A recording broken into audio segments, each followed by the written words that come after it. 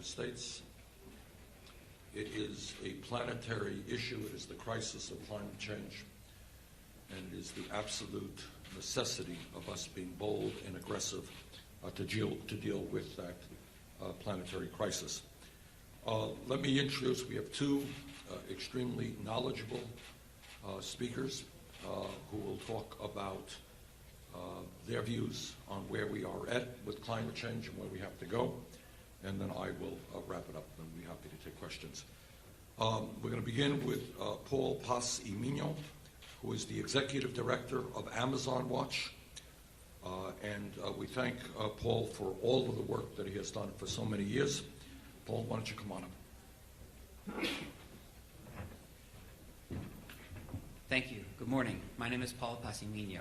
I work as the Associate Director of Amazon Watch, although Amazon Watch does not endorse any candidates.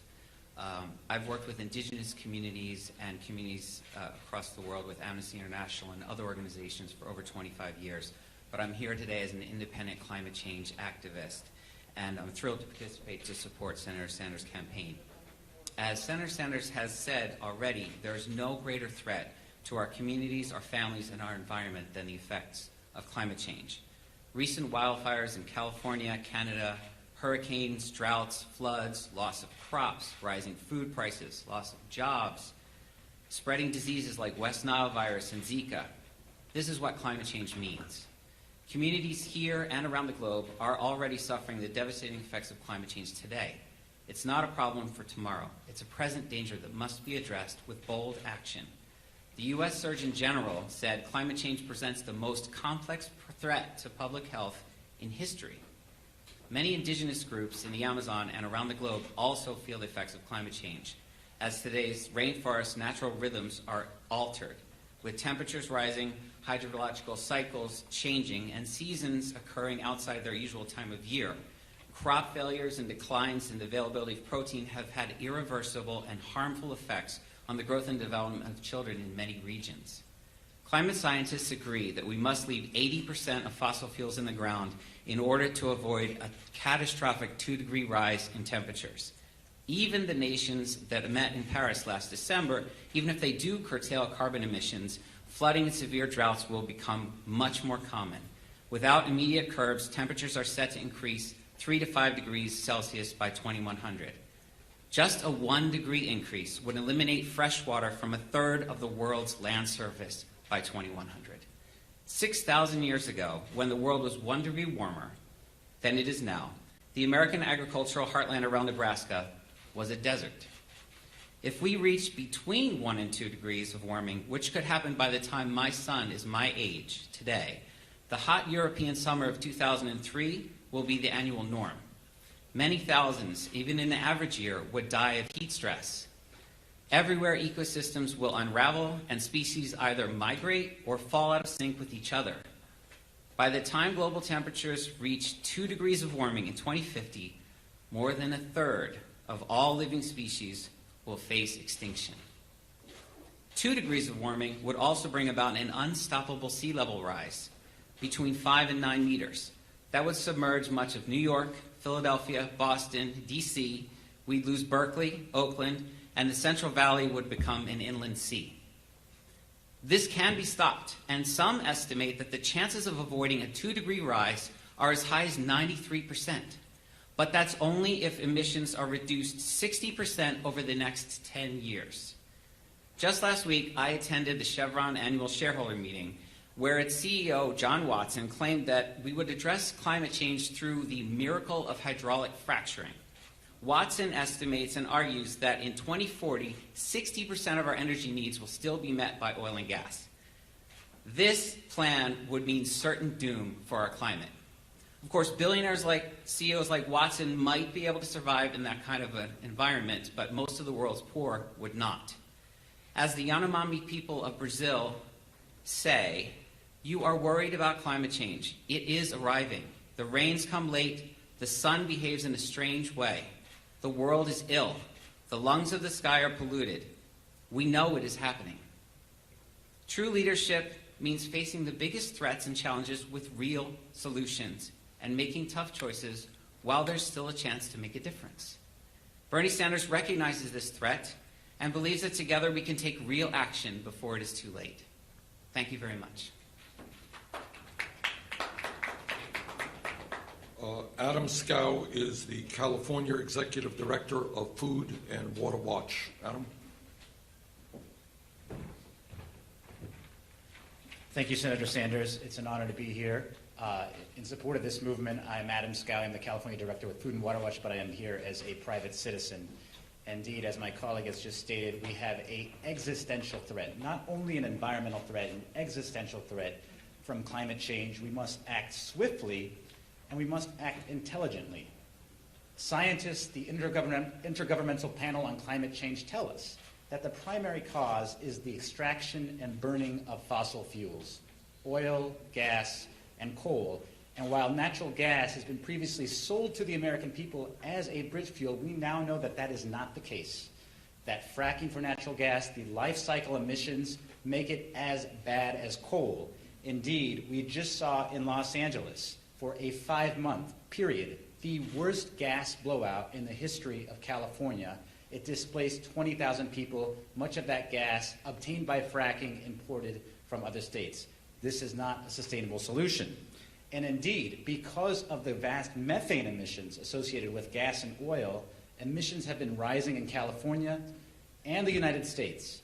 So the question is not if we make the transition, it's when and how swiftly, and do we have the courage to make it swiftly enough to avert the catastrophe that Paul was talking about.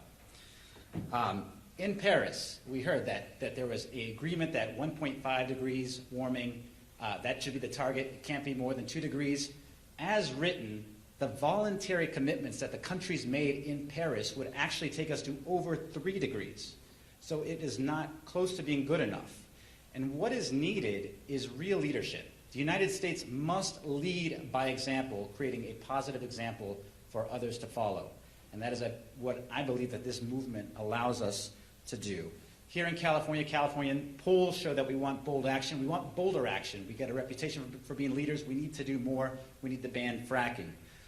Here in the Central Valley, 1 out of every 5 kids has asthma. In certain parts, we have some of the worst air pollution in the country, and this has got to change.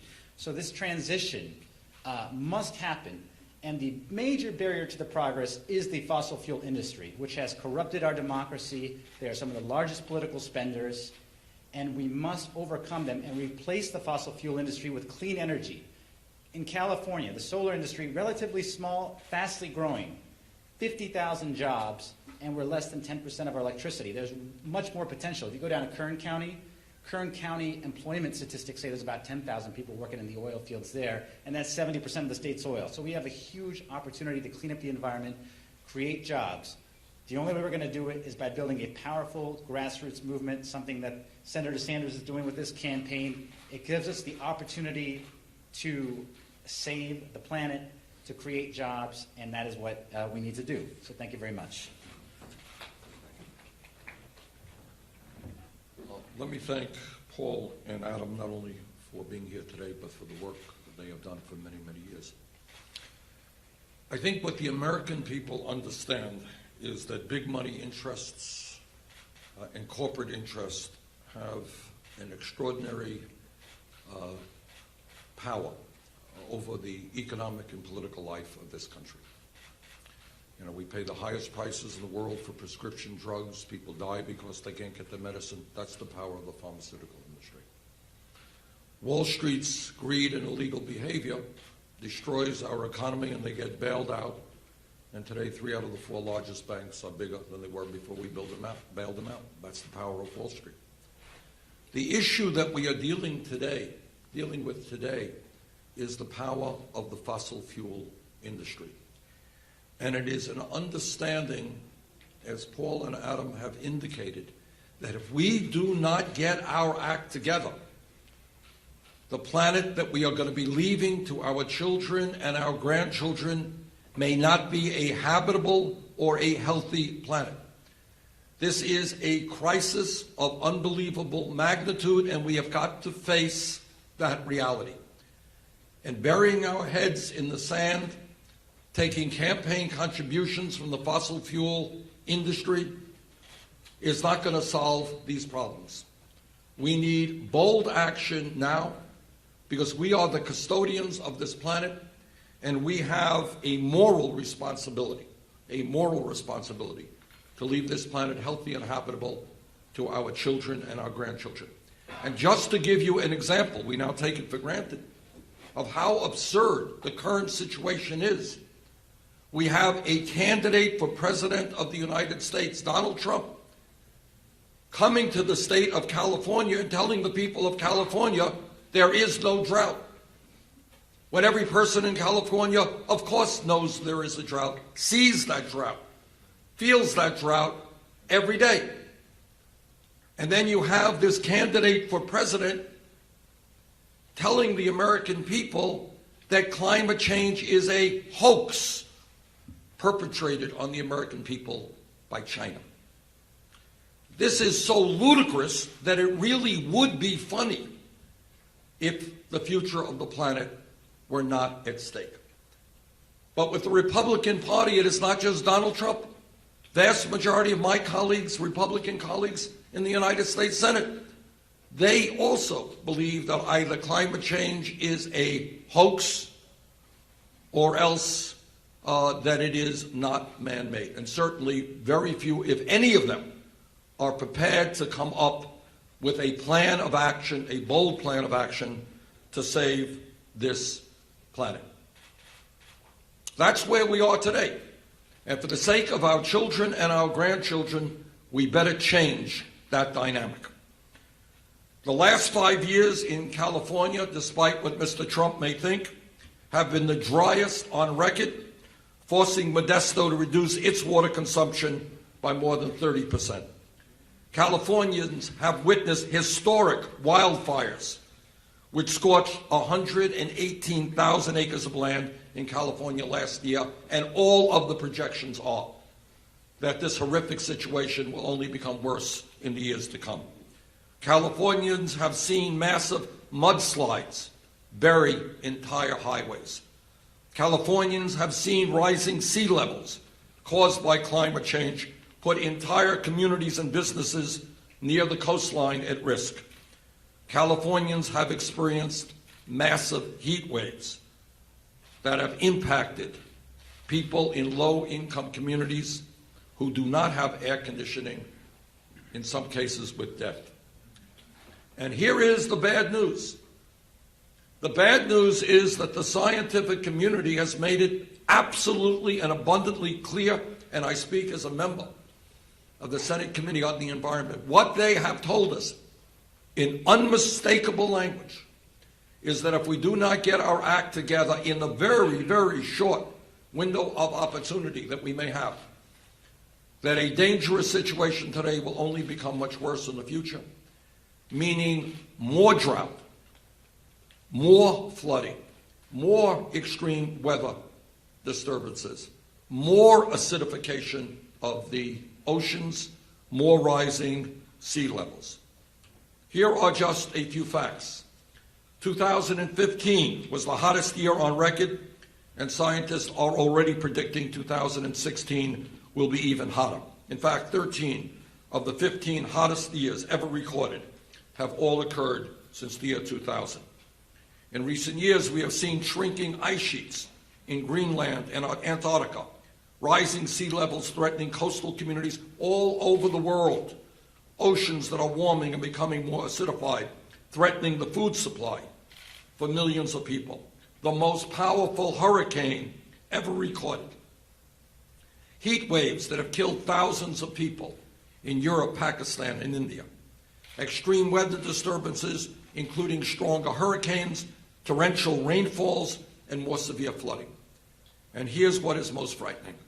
Scientists say that if we do not act boldly and within a very few years, the situation will become much worse. And by the way, this is not just an environmental crisis. This is a national security crisis. Because when the planet warms, and when there is not enough drinkable water, and when there is not enough land for people to grow their crops, there will be mass migrations of people. There will be more international conflict and people will die as wars rage all over this world. In my view, the first thing that we have got to do is to understand that this crisis is real, that people all over California, all over America have got to stand up and call Donald Trump and the other Republicans what they are. And that is to acknowledge that this denial of climate change is an incredible threat to billions of people on this planet. They are doing this planet, their own children, their own grandchildren, a horrific disservice by maintaining this lie. Second of all, as a people, we have got to summon up the courage to stand up to the fossil fuel industry, and these are very, very powerful people, and tell them that their short-term profits are not more important than the future of this planet and the lives of our children and our grandchildren. Now, in my own view, we are facing a massive crisis, and we need extremely bold action. I have introduced, and I'm proud to tell you this, the most comprehensive climate change legislation ever introduced in the United States Senate. It will put billions and billions of dollars into transforming our energy system away from fossil fuel to energy efficiency and sustainable energy. And if we invest significantly in those areas, yes, we can transform our energy system. Yes, we can lead the world in combating climate change. And by the way, we can create millions of decent paying jobs. And yes, we do need a tax on carbon. And that is part of my legislation. And today I urge Secretary Clinton to appreciate the severity of the crisis and to join me in telling the fossil fuel industry, yes, there will be a tax on carbon. And in addition to that, I have been all over this state, and I must tell you that I have learned something that I did not know. I did not know that there were many, many thousands of homes in California where when you turn on the faucet, the water that comes out is undrinkable. All right? That means that we have got to understand, not just here in California, but communities all over this country are struggling with the need to have clean drinking water. This is a growing crisis. And that is why we have got to be loud and clear and join a number of counties in California that have already done the right thing. Join the state of Vermont, the first state in this country to ban fracking. To join New York State to ban fracking. And if elected president, we will ban fracking in every state in this country. Here is the final point that I want to make. And that is that we are dealing with an unprecedented crisis of incredible magnitude. Media does not pay attention to this in any degree, to the degree that it should. I suspect largely because of the amount of money that the fossil fuel industry puts into advertising. But be that as it may, we cannot allow the Congress to be bought off by campaign contributions from the fossil fuel industry.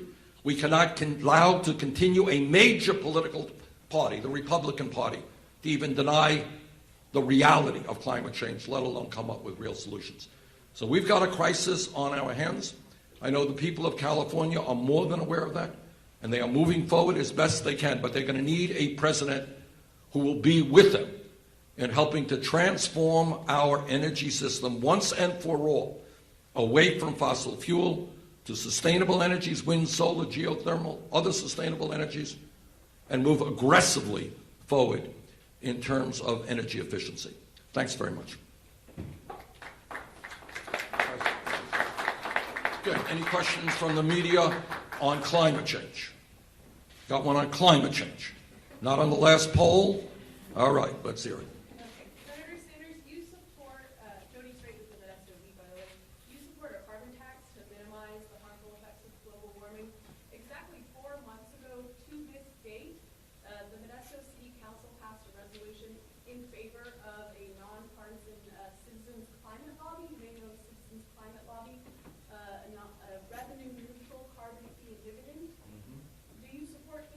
It sounds like, I can't tell you that I'm very familiar with what they have done, but it sounds like a movement in the right direction. And it sounds like in many communities here in California, you guys are recognizing the severity of the crisis.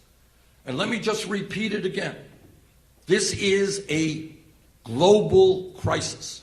It is a global crisis. It requires extremely bold action.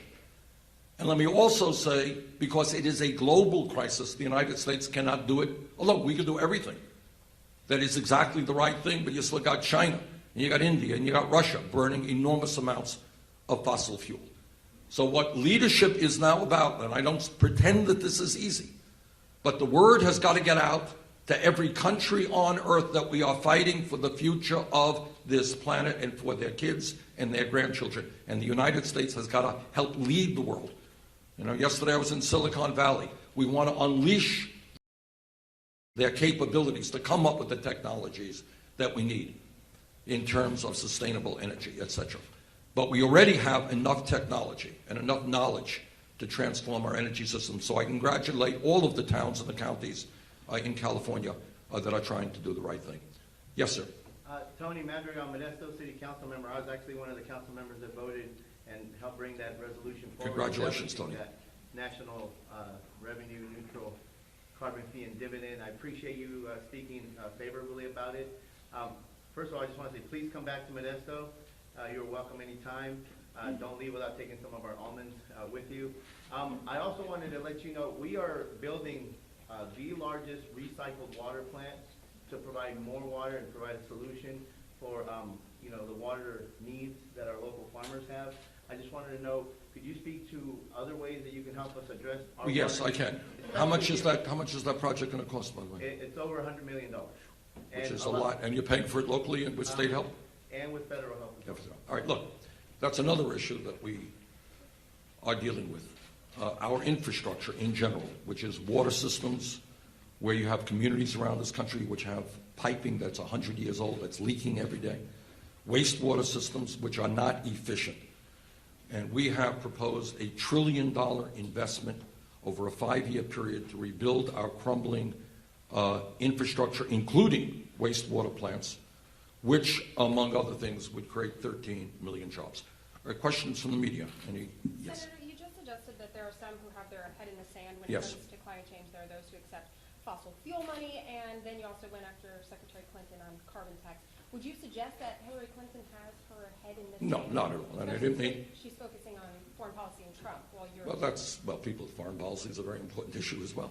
No, I did not, and you did not hear me compare Secretary Clinton to Donald Trump. I mean, Donald Trump is a climate change denier. He is rejecting science, and he is telling the people of California what everybody here knows, has seen with their own eyes, that there is a drought, and he believes that climate change is a hoax. That is not Secretary Clinton's point of view, and you did not hear me suggest that.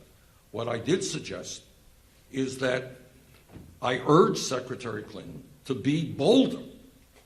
Of course she recognizes the reality of climate change, but I want her to join me in supporting a tax on carbon.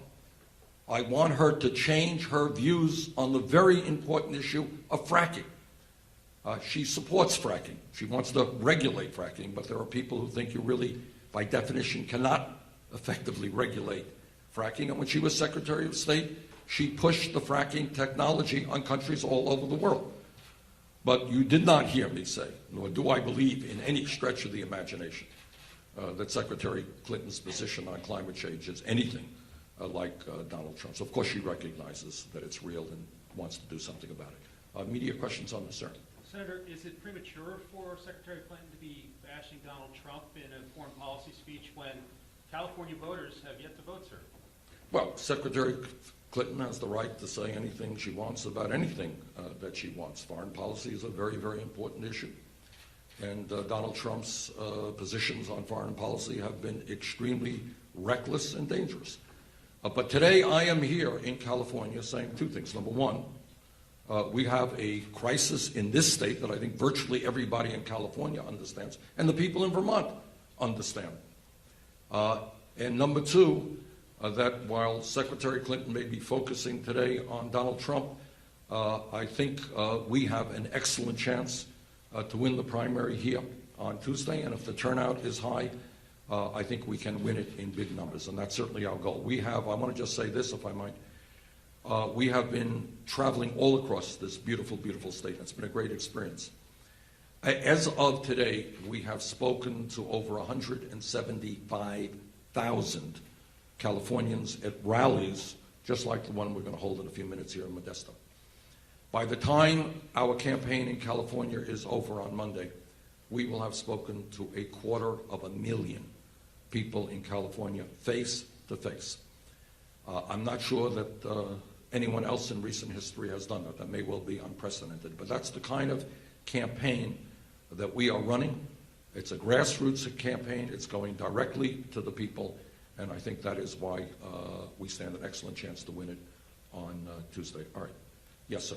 Yeah, regardless of what happens in California, the shift in the Are primary... we off climate change now? Well, I mean, we just talked a little bit about it. We talked, yeah. All right, let me stay on climate change. Right, I went off it a bit. All right, I'll get back to you. Okay. All right. Anything else on climate change? Yeah. Are you with media? Yes, Okay. Who are you with? yeah, with Corbis and Shutterstock. Yeah. Is there a single event that would awaken or trigger the public's putting their arms around climate change? I think there have been a number of events.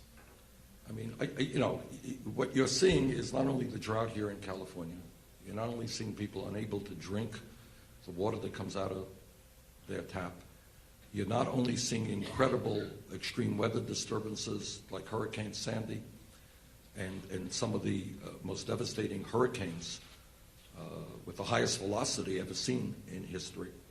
I mean, you're seeing smaller things, if you like. I live a few blocks away from Lake Champlain. It separates Vermont and New York State.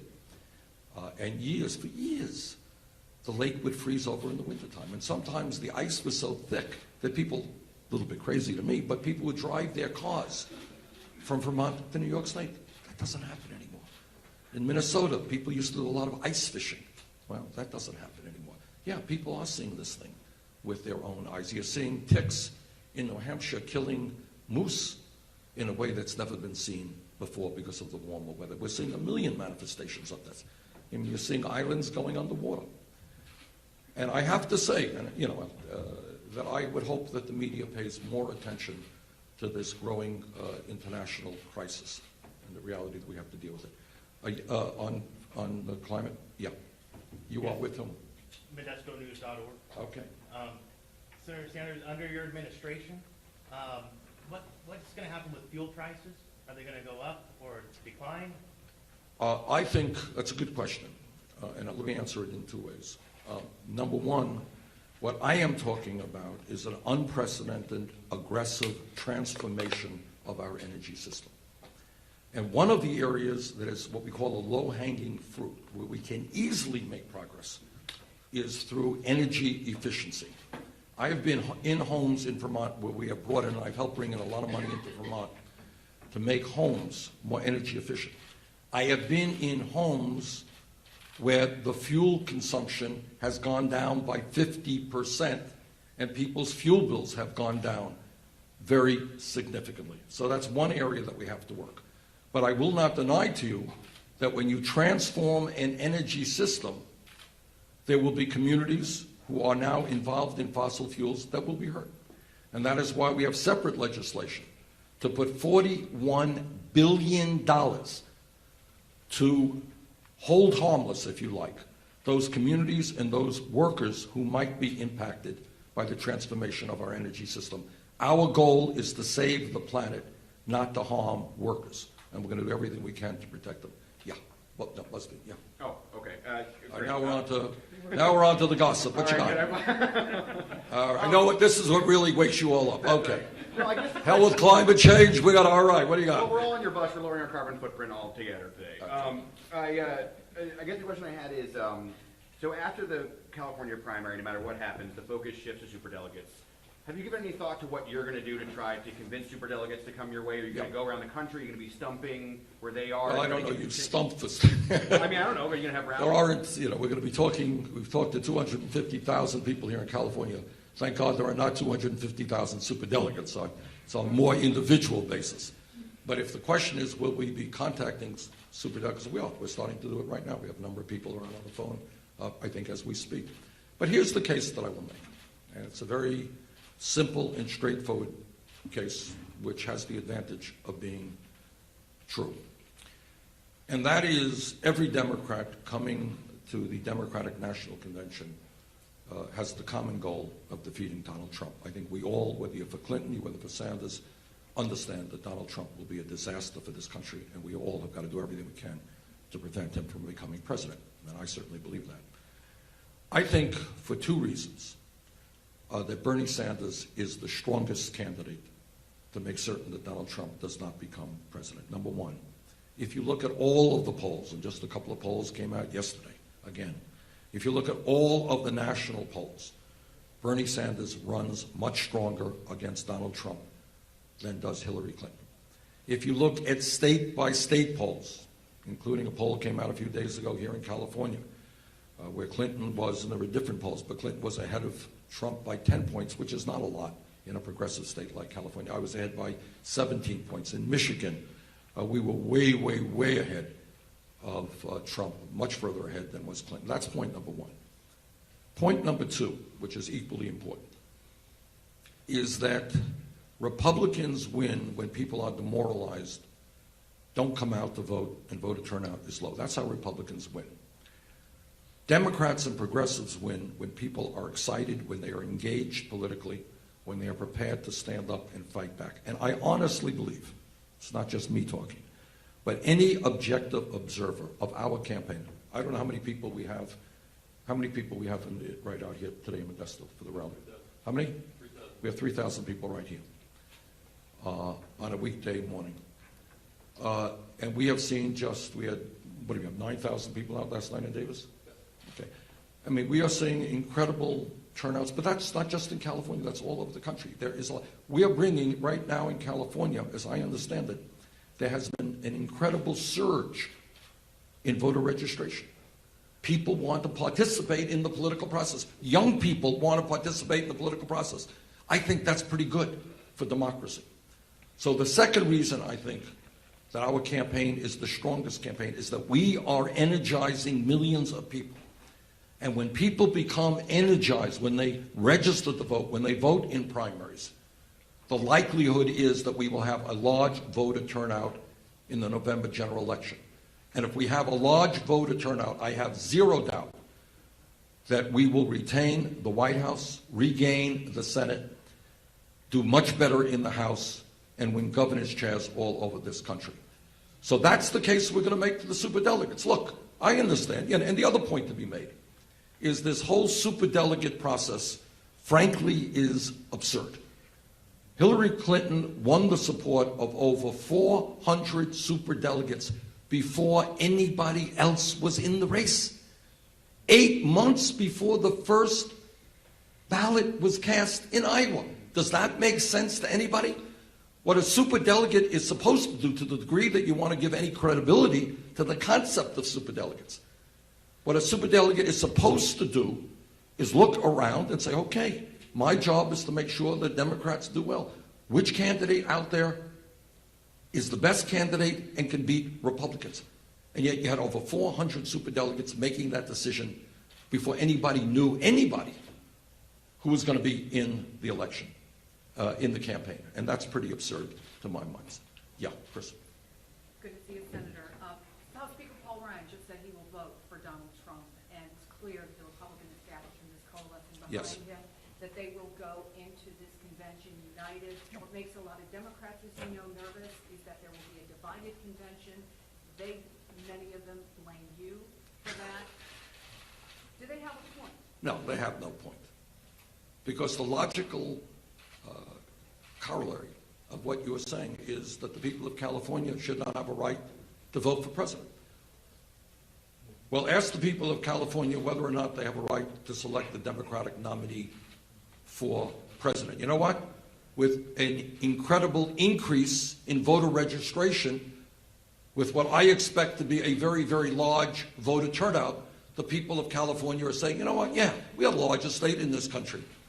Maybe we do have a right to determine who the Democratic nominee for president would be and what the Democratic agenda would be. And I think the people of New Jersey and Montana and the Dakotas are also saying the same thing, as are the people of Puerto Rico. You know what? I'm an old-fashioned guy. I kind of think that democracy is a good idea. I think vigorous debate about the issues is a good idea. And I think that the more people who are engaged in the political process will mean there will be a higher voter turnout. And it's my belief that if there's a higher voter turnout, a Democratic candidate will win. But you'd likely have to flip about 300 superdelegates. All right, look, Chris just gave you my answer on that one. All right, that's about it. I got to rally Wait, up one there. more question. Okay, thank you all very You much. didn't really answer the question on superdelegates. I thought I answered Your 2 points are exactly the same as they've been for the last month, and yet there's zero evidence that superdelegates are starting to switch.